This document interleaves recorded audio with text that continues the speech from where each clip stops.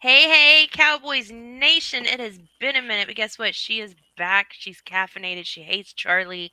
We're going to do this thing.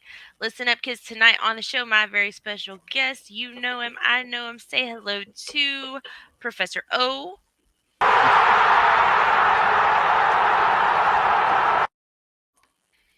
All right, everybody, do us a favor. If you haven't already, join the dysfunctional family. Hit that subscribe button, ring that notification bell, give us a like, and if you hate Charlie, give us a dislike. We don't blame you. I'm counting the dislikes. I'm taking a poll.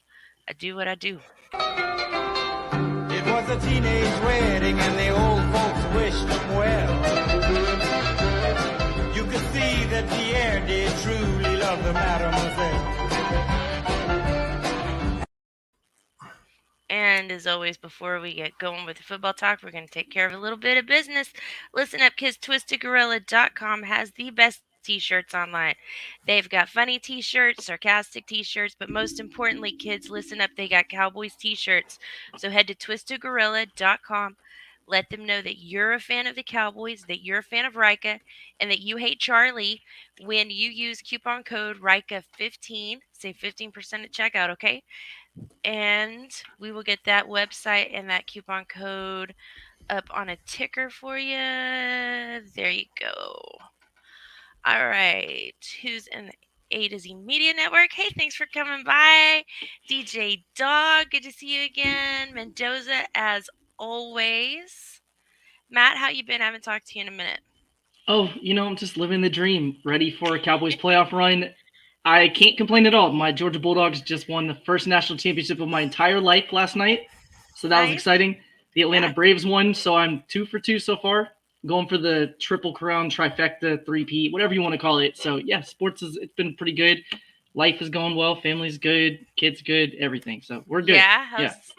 Yeah, and how's Levi? How's the baby? He is doing great. He's just ready to start crawling, so he's like scooting up on his hands and knees and doing that little army crawl thing. So he's doing good. He was born a couple weeks ago. Yeah, 7 months. Flying. So 7 months already. Wow. Yeah. I need to go to your sponsor. I like that Twisted Gorilla Dakamania hoodie. I might need to pick that up. Yeah, I need to pick that up. They've got some nice stuff over there. All right, 7 guys. months. So Man. Yeah. So we're gonna start. Trey started walking at 7 months. That was horrible. He was walking at 7 months. He stood up and walked. I was like, oh crap. No, I'm like, take your time. Like, you already have 2 kids running all over the house. Like, you crawl or scoot or whatever you want, as long as you don't get up. I was too. I did not want 7 months. I didn't want it that quick. Yeah. Tammy, hey, thanks, girl, for coming in. It's good to see you. Okay, so let's start this thing off with offense. Matt, let me catch you up a little bit. We've been having this ongoing conversation on our other show, Keeping Up with the Joneses. That's Saturday night at 8 p.m. Central Time. Don't forget about that. Hey, there's Marcus. He's in the chat. He knows what I'm about to talk about. So Marcus's friend, Coach Webster, had floated a theory a few weeks ago before Christmas about that part of the problem we're having on offense may be because of the return of Michael Gallup. The play calling was putting Gallup as the first read. And so it was causing a timing issue with Cooper, with CD. Some of that muscle memory was getting messed up when they were trying to run their plays. So we talked about it. We watched for it. We thought about it. So this was our first full game now that we've got Gallup back over there and on injured reserve. So I was paying attention on Sunday. And, against Philly, against a backup team, it's hard to tell if the offense is where we want them to be. You just don't know. Obviously, we saw what we saw against the Cardinals. We didn't like it. It looked better on Sunday, but again, it was against a bunch of backups. But what I was focusing on every passing play, and it wasn't the yards, and it wasn't whether or not it was caught. It was the timing. It was when I saw Cooper turn his head, when I saw him move his body, was the ball where it needed to be? Was it smooth? Was it seamless? And I think it looked a little bit better, but I want to know what you guys think. Tell me about it. Matt, go ahead. Yeah, I actually completely agree with Coach Webb. I think Gallup is clearly the better receiver over Cedric Wilson, although I think Cedric Wilson's a better fit for Dak and what we're doing because he's a natural slot guy, and I think CeeDee Lamb is at his best on the outside. It opens up a lot for the offense. So if you think about just the alignment alone, when you have a wide receiver lined up in the slot, he's naturally closer to other bodies, right? There's linebackers, safeties. It's easier to get 2 or 3 guys to bracket potentially a wide receiver on the inside than it is a guy on the outside. Because if you have a safety on the outside, roll over to double cover a wide receiver on the outside. So your safety and corner double teaming your outside wide receiver, your X or your Y. When they do that, you're opening up the middle of the field and making yourself more susceptible to seam routes or literally anything going across the middle. So teams prefer if you have a CeeDee Lamb on the inside because, again, you can chip, you have linebackers, you have safeties, you have more bodies around to help out with that. So CeeDee Lamb being on the outside actually makes him more dangerous and opens up quite a bit for the offense. So I completely agree with that. I don't know that it's necessarily a timing thing for Dak, but what I would say is, although I like Michael Gallup, I think his route tree is relatively limited, or at least the way that we're using him. I mean, if you think about it, you see Gallup run slants, you see him run goes, and you see him run outs, and that's pretty much all that we're using him for. Doesn't mean that that's all he could do, but that's what we actually target and throw him the ball with. When you have a guy like CeeDee Lamb, you're using him on like wide receiver screens and things like that. And I think we're really limiting what his potential could be too.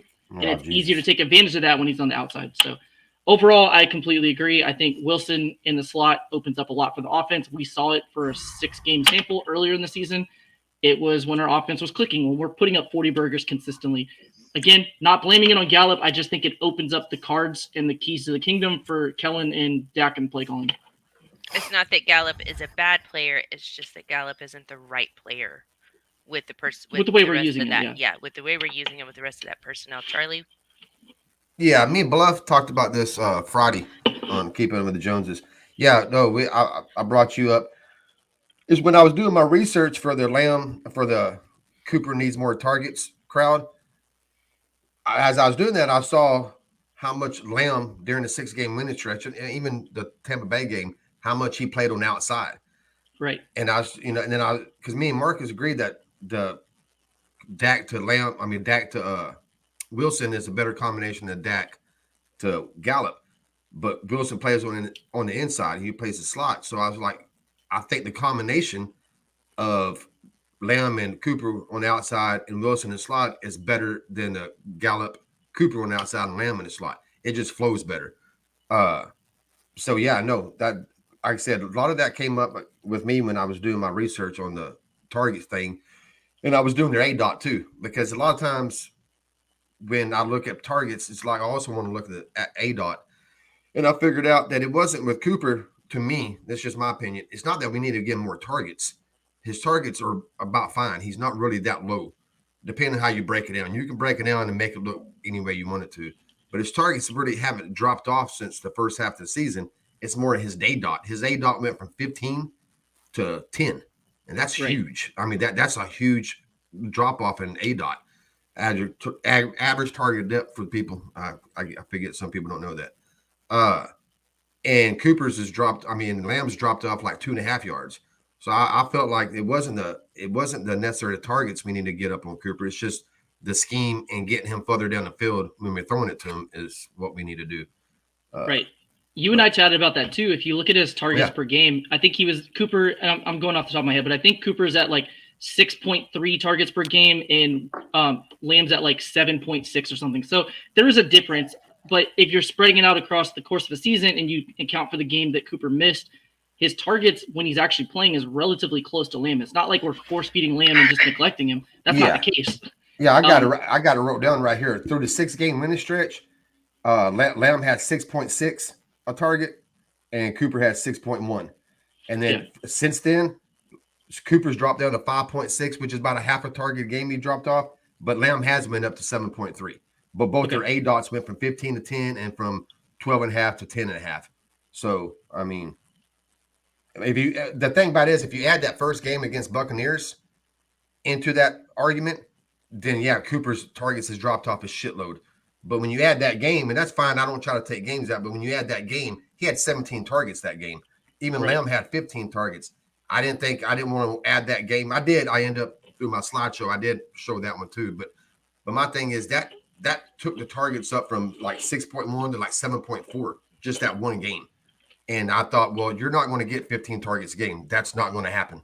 and or 17 for him and Lamb for him.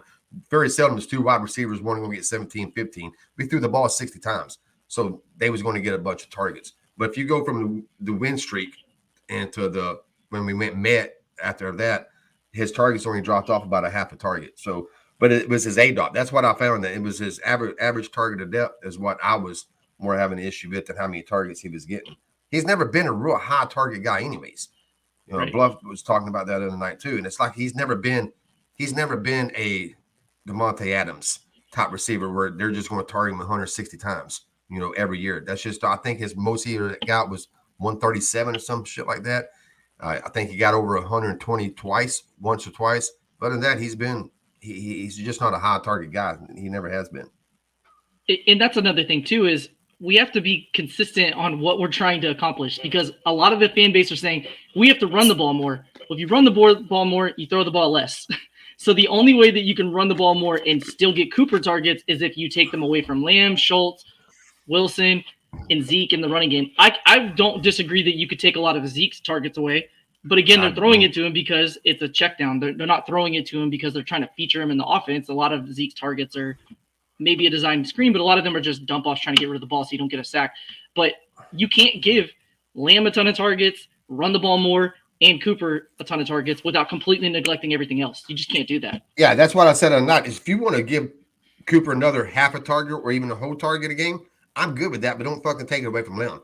And then I ask, who you gonna get it from? You gonna get it from Schultz? I don't know who. And like you said, you can't take away from Zeke because most of his Zeke's targets are just dump offs. Now I would say this: if you want to take something away from fucking screens, because I hate the screen game. One reason I don't like screens no matter what. But if you're really fucking good at them, I get it. But we're not really fucking good at them. We're like really not good at them. And while we continue to try them, I don't really understand. And the wide receiver screen is my worst one. Just do away with that play. I told Marcus and I would have one wide receiver screen in my playbook. And I might run it once a game, just let you know, hey, I might run this. Other than that, I'm not running this. I don't even like it when they work. Of course, I like it when they work. But it's just they work and you're like, ooh, that one worked. Let's try it again. And then you lose 5 yards on it. I'm still waiting for Kellen. I've mentioned it on the Star Game podcast probably like 6 weeks in a row now because of how often we throw the wide receiver screen. Oh, I hate it, dude. I'm hoping this is the week that we pump the screen and hit one of the blockers downfield, because nobody's respecting those blockers. Nobody respects Noah Brown out there or whoever you have in front of him. Just pump it to CeeDee Lamb. Everybody's going to jump exactly like Budda Baker did when we played the Cardinals. They immediately react to it because they've shown it on film so many times. If you pump it and then hit one of the guys that's blocking but drifts downfield, you could get a big play. We haven't shown it at all yet. I'm hoping that this is the week. We've shown a few double screens where we fake one side and go to the other, but we haven't done it really since week 1. That's the only time all season we've taken advantage of that. So I'm hoping that this is the week we see it, or maybe later on in the playoffs, but let's go for it this week because we don't know about maybe later on. So we know about the San Francisco 49ers, and we know teams are reading it because we've shown it so many times. So yeah. No, like I said, I cringe every time we throw it out to a wide receiver. I do like tight end screens, though. We've had quite a bit of success in that graphic I posted several weeks ago. Yeah. Tight end screens actually have the highest success rate highest EPA, out of any of the screens. So if you're going to do it, and we did it to Schultz with some success recently. Yeah, like I said, I typically don't like any screen except the ones that work, obviously. But the wide receiver screen, I just don't like it. I watch it every week, and there's some teams that do it better than us, but it's still, a lot of times they don't pick up no yards or they pick up 1 or 2. It's just, I don't know. Like I said, the graph you showed shows that's league wide. They're just not very successful. They work more in college because of the difference in hash. That's, you have a wide side of the field, and in NFL it's much smaller. So shitload of room. Yeah, yes, that's why you see it in college all the time, and people are like, well, why can they do it? Well, they have way more room to work with. They have so it's a big more difference. room to work with. Okay. Some new people in. BJ Nix, Mary Ellen, thank you guys for joining. DJ Dog, I see your question. It's a great question. We're on a tight schedule tonight. We got to get out of here a little sooner than normal. We're going to swing back to that if there's time. If not, don't let me forget it. We're going to talk about that Saturday night. So quickly, let's move over to the other side really quick. Let's talk a little bit about Mr. Trevon Diggs. We've discussed before that, and I don't think it's any secret, this defense is is a little takeaway dependent, and hey, that's all right. That's all right. They're young, and those turnovers are fueling them, and the other things they're going to come along in time. Is this a great wild card matchup for us because of Jimmy Garoppolo, who, and let's talk about it, on the season, 20 touchdowns, 12 interceptions on his career, 71 and 38. Matt Owen, what do you think? I mean, Jimmy turns the ball over. What's interesting about him, and I'm sure that Charlie's probably looked this up too, but you actually don't have to blitz him. He's not a quarterback. Like a lot of people think when you turn the ball over a lot, that's a guy that if you get under him, get the pass rush going, he's going to panic and turn the ball over. 11 of his 12 interceptions this year were not against the blitz. You don't have to. Just drop back in coverage a lot. Kind of quite truthfully what a lot of teams are doing to Dak and the Cowboys offense.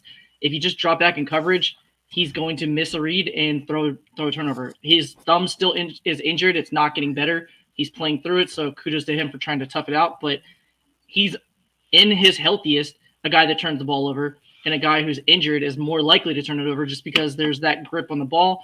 You may, try to gut through it and put a little bit too much on it or not enough because of your grip strength. So he's a guy that if you play sound technique, he will throw the ball to your defensive backs. And we have defensive backs that can capitalize on that. So, yes, I like that matchup. Although with the way that they play, the way that they play, though, I mean, they run a lot of different personnel groups and run the ball a lot. So you're not going to get 40 or 50 pass attempts. So when they're there, you got to strike while the iron's hot. But our defense has done that pretty frequently. So, yeah, I didn't really care about the matchup too much. Everybody's talking about the matchup.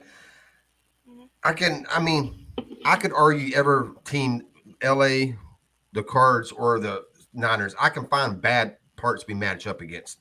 My thing was the seeding. That's why I wanted us to win and them to lose so we can get the third seed, because I want the easiest path to the Super Bowl. We will talk about that later too.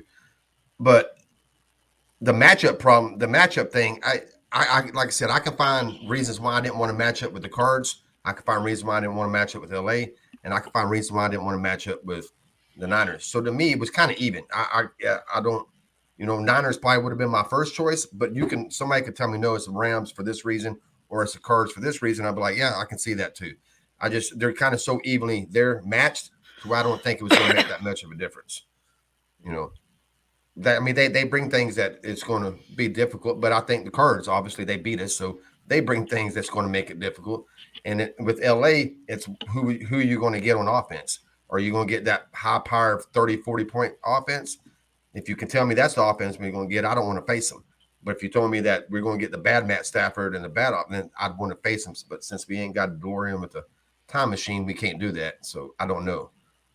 But I don't mind the San Francisco matchup. I don't think it's a big deal. I understand what people are saying though, and they're right. But that matchup don't worry me. It don't worry me no more than fuck, dude. I'm a fan, and we're all fans.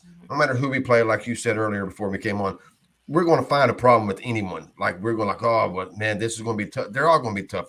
Everybody's in the playoffs right now, so they're all tough. They're always going to be a tough matchup. So, but San Francisco doesn't bother me any. I'm with you too. I like this path a lot better. I mean, you're guaranteed that worst case scenario, you're not playing Green Bay until the NFC Championship. Yeah, that's why I don't want to. We're going to a team next round that we've already played, assuming that they win week 1 in their stadium, and it's warm weather, which is what we're used to anyways. I would much rather go that route. Yes, and the Bucs have struggled the last 3 games of the season, so they're not riding a big wave into the playoffs. Yes, the third seed. Me wanting the third seed wasn't about the matchup. Me, third seed is about the seed and the path. Right. And so, because like I said, I thought no matter who we play, there's going to be some issues with it. I mean, it's in the playoffs. But if we can get lucky and have the Eagles beat the Tampa Bay Buccaneers, which probably won't happen, but hey, shit happened. Crazy shit's happened all this year, so I am not going to say it can't happen. Then we get 2 home games. But worst case scenario, Tampa Bay wins like they're supposed to do, and we don't have to go to Green Bay and play in the cold. We get to go to a warm weather stadium, a team that we already went toe-to-toe with, and I think we're better now than we were then, and I don't think Tampa Bay is as good now as they were then. I think we'll match up even better with them. So, like I said, it's the path. It's the path. Sometimes it's the teams I want to play, but sometimes it's the path of where we got to go and where we play it is when I want. That's why I root for teams, but it's not like I fucking root for them, and that means they're going to win or they're going to lose. But yeah, that's why I wanted the third seed. I actually wanted a 2 or even better than one. But we fucked that off on the Cards game. Yeah. I mean, knowing that we had 3 teams, all of them are playoff caliber teams, and we needed at least 2 of them to lose to get the 3 seed. I feel like it's a pretty big win for us the way that the season ended. We got the offense back on track. Granted, you can say the Eagles had players out, but we had players out too. Whatever you want to spin that way as. But the offense got traction. They're in rhythm. They're going against NFL caliber players. We ended our season on a great note. And then 2 of the 3 chips we needed to fall fell in our favor. So either way, it's advantageous for us. Yeah, I made a post in my group talking about how people was wanting people to set shit like that. And I was like, no, we need to win this game. I was like, because there's not a lot of years that I care about the 3 seed or the 4 seed. Because the 1 and 2 seed are so dominant usually that one of them is going to win both games. They're going to get into an NFC championship game. But this year, man, it is very likely that that's not going to happen. It's not going to go chalk. There's very likely that whoever goes to San Francisco, to Green Bay, Green Bay's beatable. So they beat Green Bay, we beat the Bucks. Bam, we got the NFC Championship game in our house. So the 3 seed to me was very important. Just that one. Most time I don't care. Other years especially when they had 2 bye weeks, I didn't care about the 3 or 4. Just get in, rest your players if you have to. And on the last game, at least you got the 4 seed. But this year I wanted the 3. I thought the 3 was very, very, very important. Right. And imagine how our fans would feel knowing the way that the chips landed had we sat our players and to get healthy and ready and lost, and then see that the 2 teams we needed to lose also lost.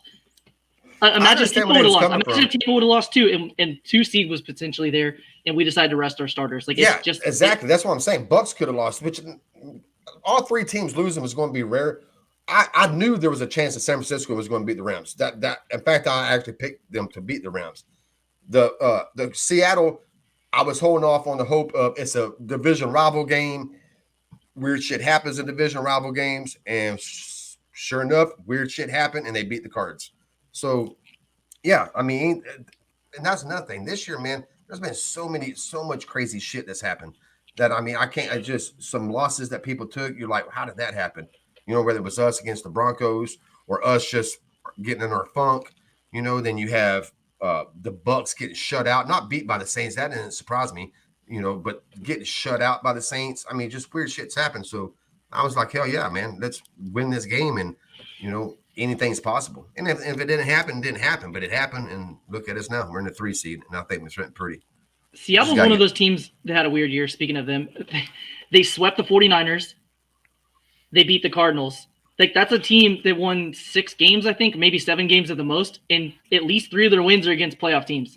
That's a weird season to have a team without a winning record, to have the majority or close to half of their wins be against playoff teams. It's just kind of weird the way things work themselves. Yeah, I always bring 3 this. is good for me. I always bring this up. I remember in '95, we was 12-4 and went to Super Bowl, won it. Half our losses was against Washington that year. They swept us that year, and they was 6-10. They swept us. Right. So, but we ended up winning the Super Bowl. That's why division games, I don't really bitch about division games. Just get the dub and move on. Because it don't have to be, 30-0. It could be 10-3. It could be 6-3. I don't give a shit. Just get the dub and move on out of the game and move on to the next game. Because weird shit happens and each other and this rival and everybody's up for it and shit. So yeah. Right. But that was always weird to me that Washington swept us that year. Yeah. See, Bluff says that the Bucks don't scare him at all. No Godwin, no Brown, plus Mike Evans can be shut down. Yeah. You fall asleep on the couch, you wake up a couple hours later, and Antonio Brown is on your television taking his clothes off and storming off the field. That is some surreal shit. What kind of rabbit hole did I fall down? That was a little bit crazy. I don't like waking up that way. Yeah, I'm not going to lie. I'm more confident going to the Buccaneers and beating them. I'm confident we're going to beat the Niners. Don't think anybody think I'm saying we're going to lose. But I feel better about going to the Buccaneers and beating them than I do being at home and beating the San Francisco 49ers. I feel like. Speaking of Antonio Brown and taking his clothes off, real quick, connecting it to Cowboys. How is our man CeeDee Lamb getting fined up to $100,000 this year for uniform violations, and Antonio Brown strips and throws equipment into this field while the game's playing and didn't get a fine from the NFL? Nothing. Not $1,000 fine, nothing at all. No fine. The dude quit in the middle of the game, took his equipment off, throws T-shirts and gloves into the stadium while the game's happening, is on the field of play while the game's happening, and no fine. That. How do you make sense of that? I think a lot of it has to do. He was cut right after the game. and he He's was still in going the to. NFL though. Yeah, well, but he's not Right. employed. It's kind of like the kicker that Cowboy fans got pissed off about the domestic violence, and he never got Yeah. anything. He never played in the NFL again. I mean, he was Mhm. cut right after that. The NFL didn't see no reason to suspending him for it because he wasn't ever going to play again anyways. I think that had a lot to do with it, that he was cut right afterwards. So kind of the team handled it.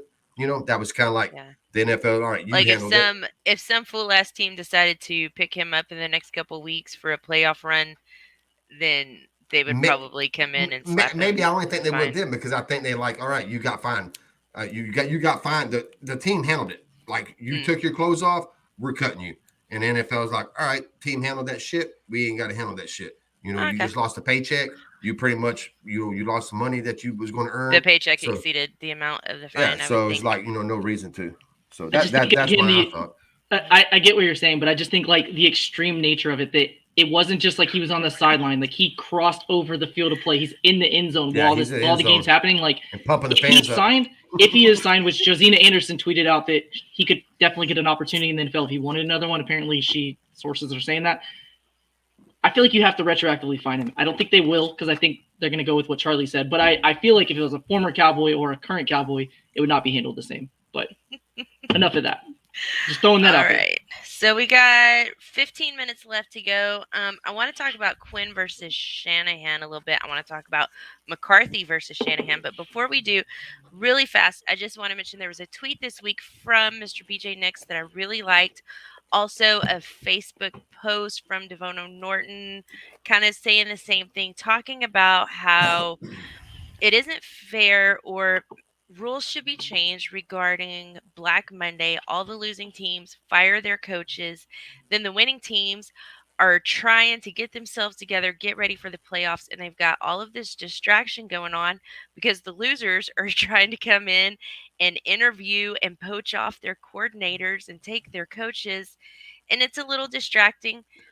I'm kind of down for that. I think that you shouldn't be allowed to hire a coach until the Monday after the Super Bowl. You shouldn't be allowed to interview a coach until the Monday after the Super Bowl. You shouldn't be distracting teams who won, earned a playoff spot just because you're a great big loser that can't make the playoffs. And while we're at it, I do not like people trying to take Dan Quinn from me. I mean, maybe I've got a thing for Dan Quinn. I kind of like bald guys with beards that drop a lot of F bombs. That's my thing. That's what I do. Right? So, leave Dan Quinn alone. I got plans with Dan Quinn. Leave him alone. I don't know. Guys, what do you think? Should the NFL make a rule about that? Should they be leaving coaches alone until the Monday after the Super Bowl at least? Go ahead, Matty Matt. Okay, I'll go first. So I understand why they allow it, because in the event of having a Urban Meyer situation where you have to let a coach go in the middle of the season, you don't want to penalize that team where they can at least start their process of doing the search. I don't like it. I do like that you have to request permission, so the team could just shut it down. The team can just be like, no. Mm-hmm. The team has that right. They have to request permission to interview a coach during the season. So potentially we could, but NFL teams don't like to do that. They don't want to hold the coaches hostage for a good opportunity, but they have the right to do that if they wanted to. So league-wide, all the teams could just be like, we're not doing that anymore. That's not a thing anymore. I do agree with you. I think it can be distracting. I don't like I like that Dan Quinn declined the opportunity to interview with the Jacksonville and said, not right now. I'm focused on winning games. I like that. Now Chicago's I don't requested blame an interview with him. in Denver too is rumored to be Mhm. potential. So if the coach wanted to do that because they think it's the best thing for them personally, I would understand it. I like the team can shut it down if they want to. I don't blame Kellen Moore for doing an interview right before the Eagles game. It was a Friday night, maybe not the best timing, but that's when he was available to do it. So overall, I would rather them wait until after the playoffs. I think that should be the rule. But again, I understand why they do that, because teams have these hot coordinators and they know if I wait, the longer I wait, the better opportunity somebody else could beat me to the punch or possibly get them scheduled first. So while my season ends, I'm going to go ahead and do that, because you do have teams that lose coaches that are playoff teams that have to let coaches go, whether it's a coordinator or something else. So they don't want to have to wait just because their season's still going while other teams are snatching up coaches. So I get it, but overall, I would rather them wait till the season ends. Yeah, everybody wait for the season. I mean, make it a rule, level that playing field. Nobody can call anybody for an interview until Monday after the Super Bowl, 8 a.m. Yeah, leave those playoff teams the hell alone. I don't like it, but I don't have a huge issue with it. I guess one reason is because we haven't never really had a good coach that affected us, but now we have two. So I think Cowboy fans are like, "Hey, what the fuck, man? This is bullshit." Yeah. But if the NFL was smart, they would do it. They would make it at the end of the season and have like a fucking make it like a free agent type fucking who's going where on the coaches. Just in it, like I said, as soon as Super Bowl's over, they can start scheduling, and then that's newsworthy for like a week. It just you have, this coach is going here, the interviewing here, and you just have teams just sending out requests to get interviews and shit like that. It almost be like a little mini free agency. I think that they could cool. I heard this idea tossed around on ESPN radio today. They mentioned the possibility of having, or the potential of having, a coaches combine, where you get all the coaches together that are hot shot coordinators or retread. You get them in an opportunity to get them all together. You can compare them apples to apples, and you can see how they react to different situations, just like they do with the players. I'm like, they'll never do that, but it would be entertaining. I would tune in and watch it. I'll tune in. I'm like, I want to see them run a 40. I want to see them do a 40-inch vert, all that stuff. Like, I want to see. Yeah. See them breaking down the chalkboard and shit. Yeah, I want to see them break down plays right there, live television.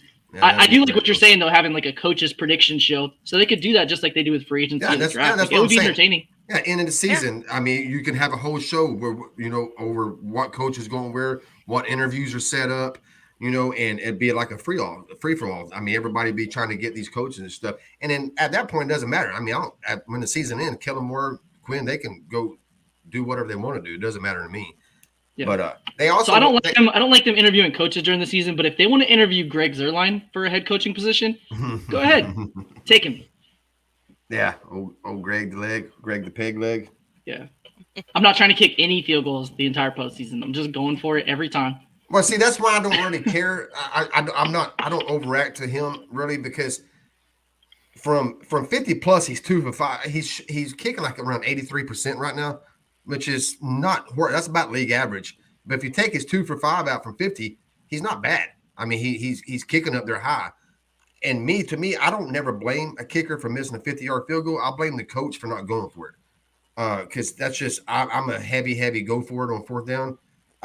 You're kicking a 50-yard field goal. To me, you're in a spot where you shouldn't be kicking a field goal. If it's 4th and 3, go for it. If it's 4, hell, I'll go up to 4th and 7. I'm going for it. That's just I don't. So I don't really worry too much about the kicker, because I feel like, if you fucking fail on offense, then, you're to blame. You should have done better on offense. Should have called better plays. Should have executed better than leaving it up to fucking one dude. The extra that's points, not even though. really a Like, player. I don't disagree with you. If you ask him to kick a 59-yard field goal like he did against extra points are Bucks, bad. I agree with that. He has to start making extra points. I do agree with that. That I don't like. But the field goal part of it, I don't really worry about too much about missing field goals. I do know Jerry Jones today on 105.3 Fan on, I think it was on, I don't know if it was on RJ. No, it was on Casey Masterpiece. He did say that it will affect them going for it on fourth down. They asked him, does this affect y'all's philosophy of going for it? He said, absolutely. He said, it absolutely affects it. So I'm like, fuck yeah. That's a good thing about Greg struggling. Maybe I'll get more fucking goddamn go for it on fourth downs. So what we need is an automatic extra point, like a guy who's like 99% better than an extra point, but trash on any other spot in the field, so that we always go for it. Like, I'm cool with that. Yeah. Let's do that. All right. So, and I think Matt mentioned it as we were talking before the show. We'll go ahead and close out with it. McCarthy versus Shanahan. Matt, give it to me. What do you think? Yeah, so the perception, not only amongst our fans, league-wide with fans, and the national media, is Shanahan is this boy wonder. He's this great coach. He's a master game planner, all that stuff. Some of that's true. Some of it's not. Whatever you want to say, we'll give him his props. Nationally, he is widely regarded as this really good head coach. And the perception of him versus McCarthy is significantly different. Cowboys fans, the national media, and NFL fans think that McCarthy is not a great head coach, but McCarthy's won a Super Bowl, and Shanahan's choked twice in Super Bowls. When he was the offensive coordinator of the Falcons, blew a 25-point lead. You can blame DQ and the defense too, but the offense did nothing the entire third to fourth quarter, essentially. Fucking nothing. And then he had a lead against the Chiefs and did the exact same thing in the Super Bowl. They blew that lead when he was the head coach. So he's done it twice. He's never won. McCarthy has, and Shanahan's the guy that everyone's like, he's the better coach. I don't understand that perception. I don't know why our fans are so down on him. Yes, there's some game or some time management situations, but overall, he's been successful. When he was in Green Bay, he had a good winning percentage. He took his team to the playoffs several times. He won a Super Bowl. When he's been in Dallas, obviously last year was crazy, but this year he got right back on track. I don't understand why the notion between the two coaches is as different as it is, aside from the Cowboys lens being thrown into it. As far as, well, let me piss some Cowboy fans off. As far as fucking Cowboy fans, my Cowboy fans, because they're not just very educated. We got some pretty non-educated fans. We make fun of Eagle fans all the time and Giant fans. I always tell them, look in the fucking mirror because we're no better. We got some dipshit fans too. But as far as a nationwide and probably some of the Cowboys' reason is I blame it on Aaron Rodgers. McCarthy took a lot of blame for having Aaron Rodgers as a quarterback and only getting one Super Bowl. All right? Aaron Rodgers doesn't get blamed for shit. And this is when my Aaron Rodgers rant. Like, that dude has been to 4 NFC championship games or 5 and hasn't won any of them. But it's never his fucking fault. Never does he get blamed. It's the coach's fault. It's the front office fault. It's that him not having enough players around him's fault, which is the front office fault because they don't get him players. I've never seen a quarterback like him that can choke away and Rory, you want to call it, maybe you don't even want to call it choke away, but can lose 4 NFC championship games and nobody says shit to him, or 5, however many he's lost, and nobody says shit to him. It's always like, no, he's great. It's not him. It's everybody else. It's like the whole season, Green Bay will always be like at the top. They're the contenders. They're this. Nobody mentions he doesn't have help. Nobody mentions the fucking coaching. They just mention how great that team is and how great that offense is and how they're going to run the table and then they choke. And then all the, well, it's not his fault. It's the coach's fault. It's the player's fault. Where in the fuck was that during the season when y'all was riding his fucking dick and talking about how great he is? You know, if he's that great and if he can carry the team, then he should be able to get over that hump. So I think that's a lot of the reason McCarthy takes blame, because it's the McCarthy of why he takes some blame is because of Aaron Rodgers, him not never getting over the top, which I don't blame on McCarthy either. I'm not saying McCarthy's not at fault, but I just think Aaron Rodgers should take more blame for his lack of success in the playoffs. It's a good point, and you think about it from an organizational standpoint. They went from Brett Favre to Aaron Rodgers and won 2 Super Bowls with 2 quarterbacks that are Hall of Famers. Like that's a thing that people don't talk about enough. You can say, you can look at all the different coaches that were in that organization. They've had some really good coaches, and despite that, even with 2 Hall of Fame quarterbacks, it's hard to win the Super Bowl. Like that's, I think, the thing people lose sight of is winning a Super Bowl is super difficult. 31 teams fail at it every single year, and will continue to do that because it's a numbers game. So despite how great your quarterback is or how great your coach is, if you don't have the right match, you don't have the right mesh between your defense, offense, special teams, you don't have your team hot and healthy at the right time, you're not going to win a Super Bowl. It's just difficult to do. And fans blame McCarthy saying, well, how do you only win one with him?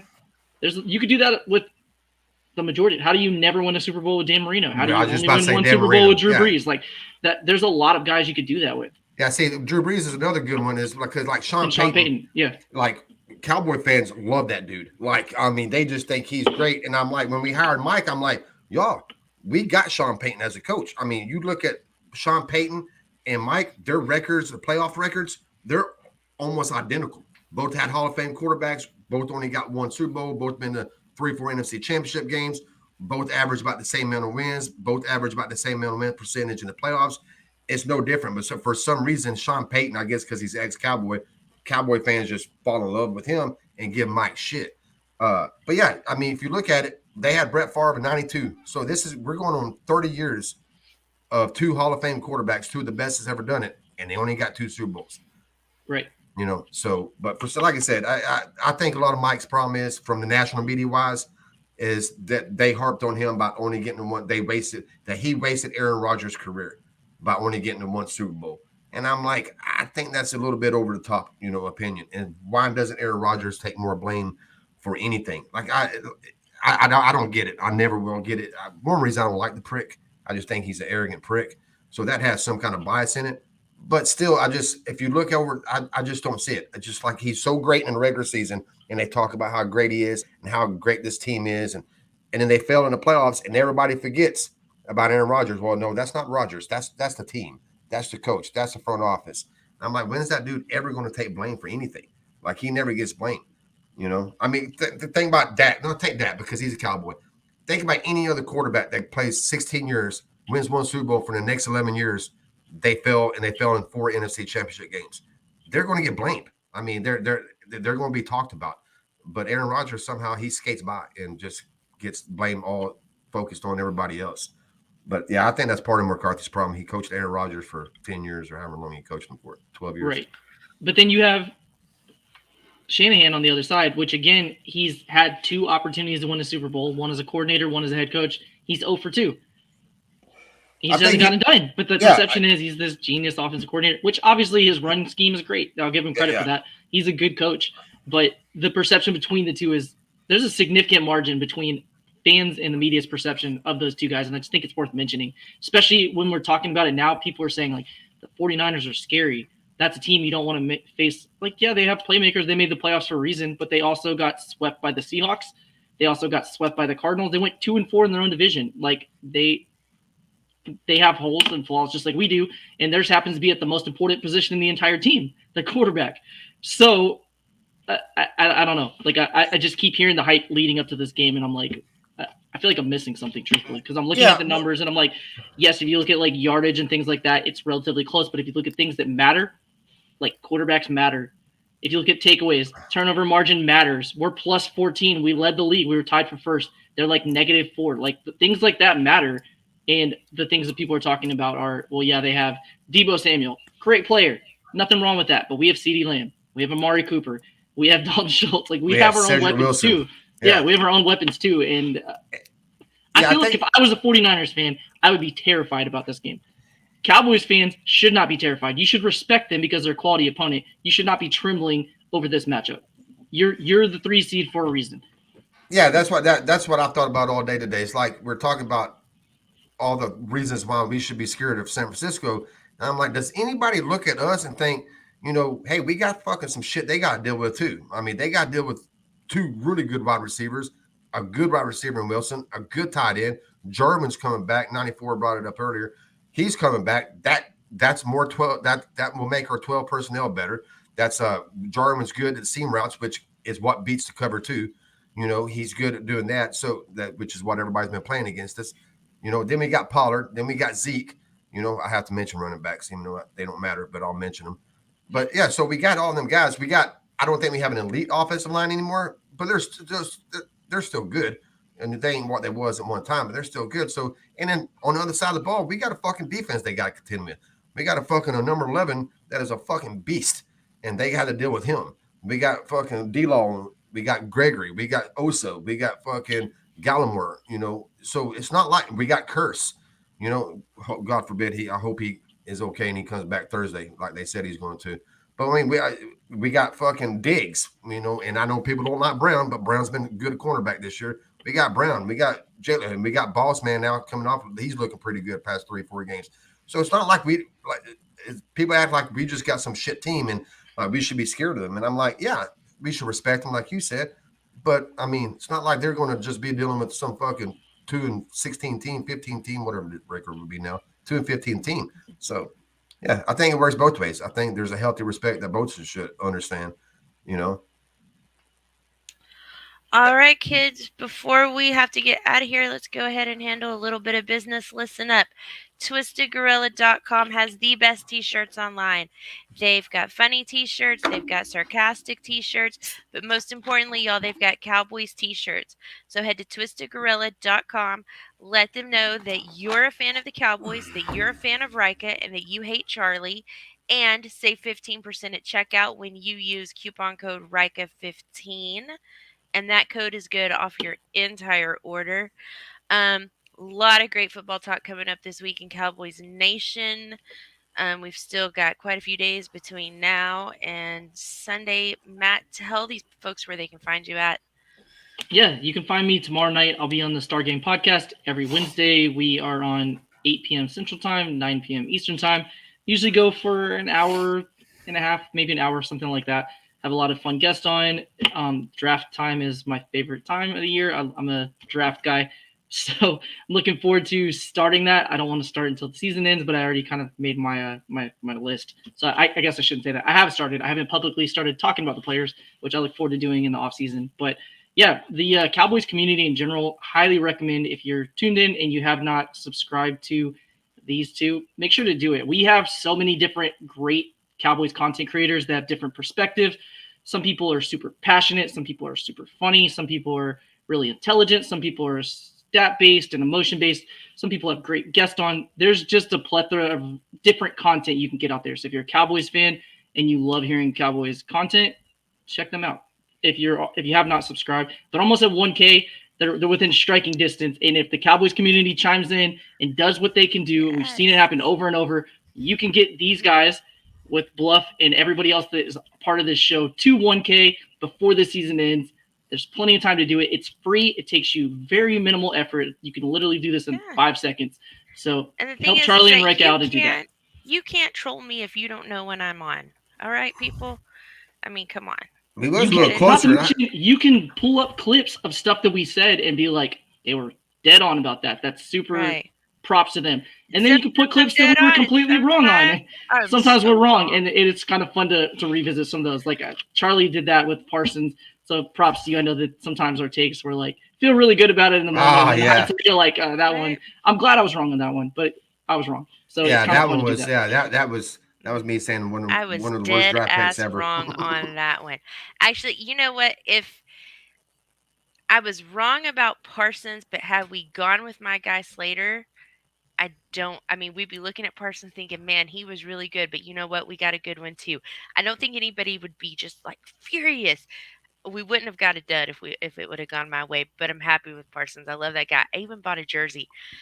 Me, the girl that called him the unholy draft pick. Got it. Had we drafted Slater, PFF would say he's having the worst offensive tackle season of all time. That would be like PFF's tweets. Like, forget that he doesn't give up sacks and that he's great in the run game, but he's the worst offensive tackle ever. Oh, real quick. Right. I know you got to go, but one quick about PFF. I've been meaning to ask you this. Their grading system. How do they come out with grades so quick? My thing is like they have initial grades when the game ends. Are they grading that off game film, not all 22? Yeah, so they're doing it. They're doing it with 2 people watching it, or at least that's what's supposed to happen. So somebody does the initial grading and is grading it off of the broadcast tape. So the same thing that you and I see. And then they have a second person that's supposed to go back and watch it with the coach's film, all 22, and evaluate the broadcast film in the lineup. So it's much faster to do this second run through because some of the grades are like, yep, right on. What they chart is great. You're only having to look at the plays where there's a discrepancy. And part of PFF's system is there's a flag feature. So plays that you're not sure about the players on the field or you're not sure about the outcome of it, you can flag it for review. So I think that the second grader, and I don't know this for sure, is only looking at plays that are questionable and making a determination on that. And they're just going with the initial grader's opinion on the rest of it, which is why you see PFF tweet quite a bit stats, specifically on Trevon Diggs earlier in the season, that don't line up with what their graders have. So the graders have more yards allowed versus or a higher completion percentage or something like that versus what their PFF stats have. And I think that's because one's going off of a single person and quickly, and then the PFF stats is actually the official grade and what they decide on. That's why I thought I knew it went through chains of it. Second question, real quick. Does the same person grade the Cowboys every week, or is it different people? It's supposed to be different people.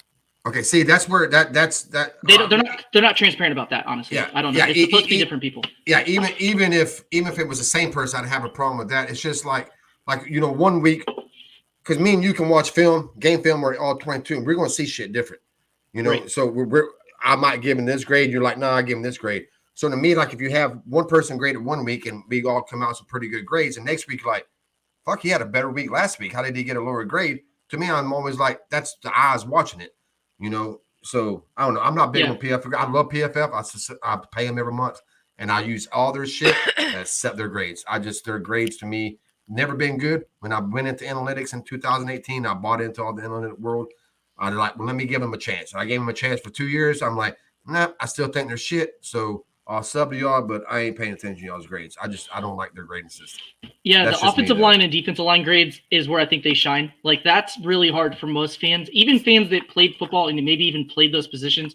Right. It's really difficult to watch and make a determination on a play. Like, how much ground is acceptable for an offensive line to give up? Right. Like, you're playing against a Vita Vea. He's going to move you. How far can you actually be moved before it is detrimental to the outcome of the play? It's bad. So, like, Yeah. things like that are great.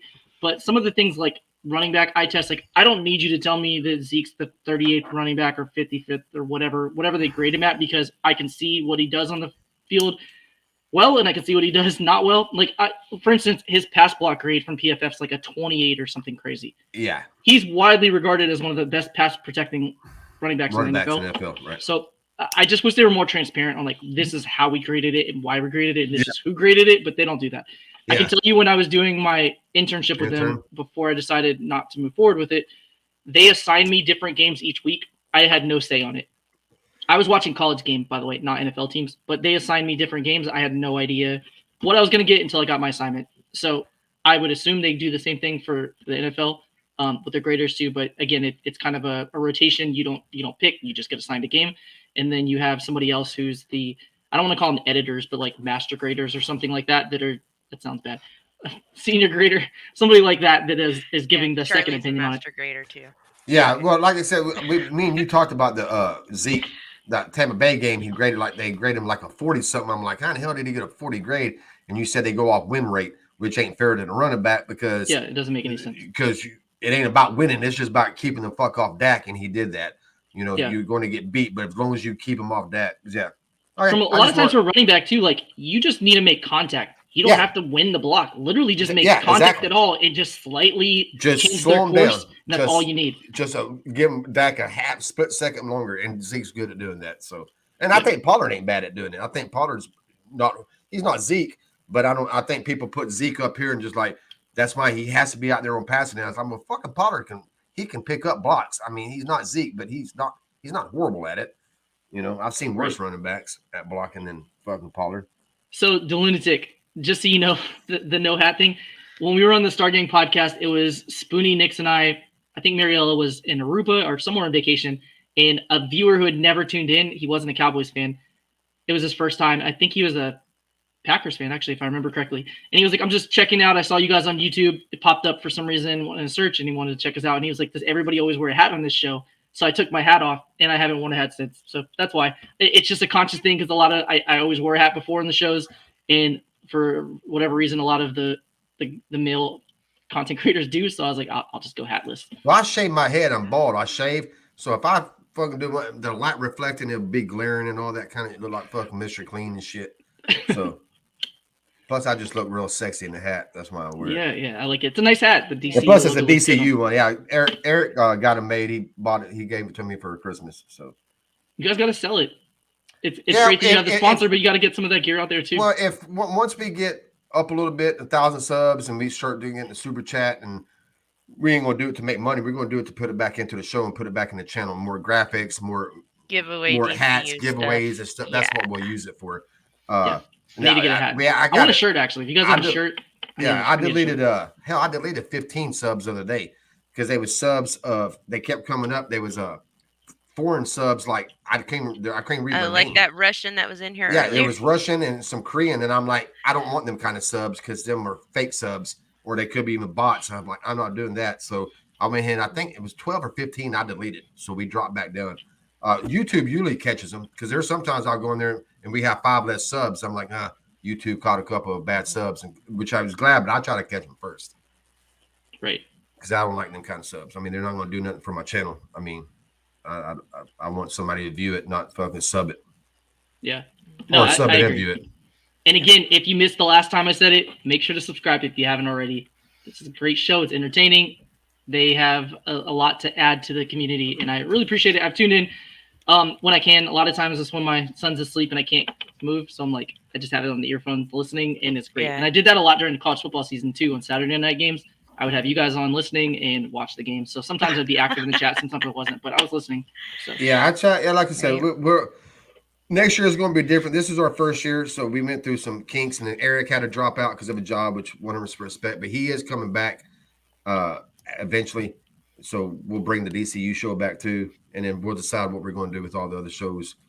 And we're talking about even going to Spotify and and putting our audio on there. And we'll see what we do at the end of the season, and we'll start over and do a better job next year. It just I know. everything went Might wild this yeah, year. It was our might stay first on the year. Hell, channel. we I got don't less than know. 100 I'm videos. We not only that got 100 into videos. I'm not that into football, so I don't know. We'll see what Yeah, happens. we'll see Well, what I happens. got on a cool personal thing. So my wife, she's been working really hard. We've been saving up money.